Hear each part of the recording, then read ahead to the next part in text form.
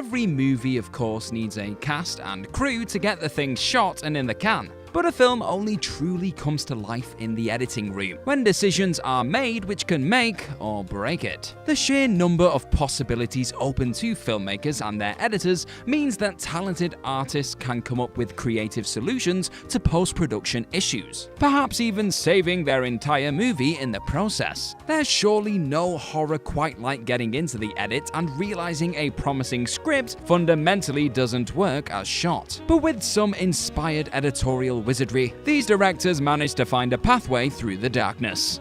I'm Gareth from Whatculture.com, and here are 8 genius edits that totally saved movies. Number 8. A murder trial frame narrative was removed. American Beauty. Sam Mendes' masterful drama American Beauty ended up scooping 5 Oscars, including Best Picture and Best Director, while receiving 3 other nominations, including a well-earned nod for Best Film Editing. But Tariq Anwar and Christopher Greenberry's outstanding editing job went far beyond what either Oscar voters or the general public knew at the time, because they were ultimately charged with erasing an entire misjudged subplot from the film. Originally, the story was bookended by scenes involving Lester's daughter Jane and her boyfriend Ricky being wrongly convicted of Lester's murder as part of a media trial. However, in the final week of editing, Mendes made the decision to remove these scenes entirely, feeling that they not only robbed the film of its mystery and ran counter to its redemptive themes, but turned the story into an episode of NYPD Blue. This is certainly a case where less is more dramatically, because it's tough to imagine this framing device doing anything but bloating the movie out with excess subplot baggage. Number 7. The shark's presence was minimized. Jaws. Much has been said about the troubled production of Steven Spielberg's Jaws, which saw the now legendary filmmaker effectively spin a series of on-set gaffes into pure blockbuster gold. Though it's well known that Spielberg took the production's malfunctioning shark props as an opportunity to only show the movie's toothed antagonist infrequently, this was an idea further iterated upon by his editor, Verna Fields. Fields, who won a Best Film Editing Oscar for her exemplary work on Jaws, was the one who suggested to Spielberg that he hide the shark in only the quickest, most fleeting cuts, in order to avoid overexposing the prop and revealing how laughably fake it looked. The result was anxiety-inducing cinematic alchemy, and some 45 years after the film's release, Jaws remains the blueprint for wringing maximum suspense out of a minimalist presentation. Number 6. The Death Star trench run was totally restructured. Star Wars: A New Hope.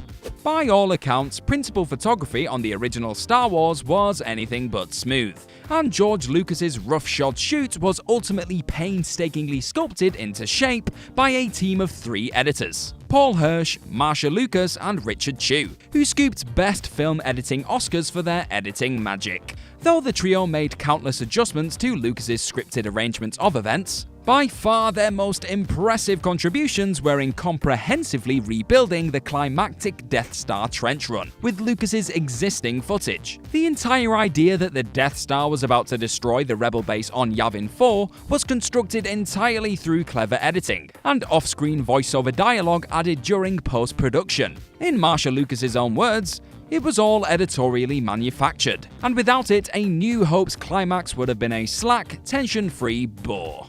Number 5. Missy was originally knocked out by Evil Bill's fist, not evil breath. Bill and Ted's Bogus Journey. Bill and Ted's Bogus Journey introduces 2 evil robot versions of Bill and Ted, and in one memorable scene, Evil Bill ends up knocking out his former stepmother, Missy, with what Ted refers to as evil breath. However, this entire exchange was significantly altered during post-production, as the original shot version of the scene saw Evil Bill punch Missy in the face in order to render her unconscious. Director Pete Hewitt ultimately decided that some violence against women didn't really suit the chilled-out fun tone the movie was otherwise shooting for. But Hewitt was in luck, because after punching Missy, Evil Bill actually knocked a dazed Missy over by blowing air in her face. And so all Hewitt had to do was cut out the punch, have Keanu Reeves record a sliver of dialogue saying "whoa, evil breath," and a problematic aspect of the movie was ingeniously papered over.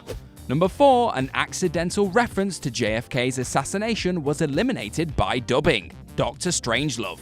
Though Stanley Kubrick was never a filmmaker to shy away from controversy, he did nevertheless make one smart concession by avoiding an unfortunate coincidence which would have undeniably cast a dark shadow over his delicious political satire, Dr. Strangelove. The film's creation is inextricably intertwined with the 1963 assassination of John F. Kennedy, with its first test screening being held the very same day that Kennedy was killed. Kennedy's death caused the film, with its heavy political themes, to be delayed by 2 months, during which Kubrick made the small but vital editing decision to redub a single line of dialogue. During the movie, Major Kong was originally meant to say a fella could have a pretty good weekend in Dallas with all that stuff. But given that Dallas was at the time unavoidably associated with Kennedy's death, it being the city where he was killed, Kubrick had Slim Pickens redub Dallas as Vegas. It's certainly not the tidiest piece of ADR you're ever going to see, but considering it avoided a potential news fiasco for the movie and went unnoticed by surely 98% of viewers, it all worked out for the best. Number 3, 50 minutes of subplots were cut. Annie Hall. Woody Allen's Annie Hall won 4 Oscars, including Best Picture and Best Director. Though, considering what very nearly became of the film, it probably should have scored a nomination for Best Film Editing too.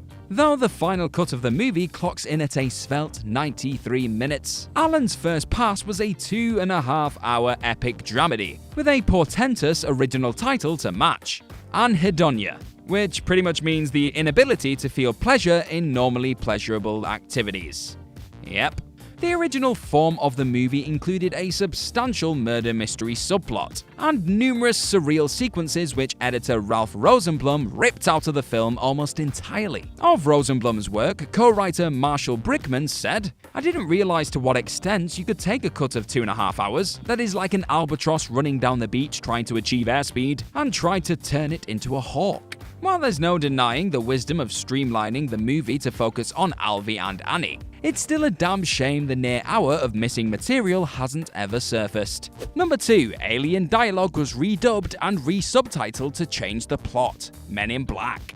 The fact that Men in Black is as smoothly confident as it appears is basically a minor miracle, given that director Barry Sonnenfeld actually rejigged the bones of the alien plot during post-production. Originally, the alien narrative as written and shot was much more complex, typified by the scene in which the two Arquillian aliens meet at a restaurant. The scene originally depicted the two as ambassadors of warring alien factions, trying to mend their feud, all while Egder the Bug desperately attempted to keep the war waging. It was ultimately decided that this was too involved for a blockbuster movie, and Sonnenfeld made the decision to recast both actors in post-production as Arquillians out for lunch. This allowed him to dub over their original English dialogue with any gibberish noises he wanted to match their lip movements, and then add subtitles to support any dialogue he came up with. In the end, the new version of the scene cut through all the expository guff while setting up the reveal that the Arquillians are in fact tiny little aliens living inside mechanical human suits.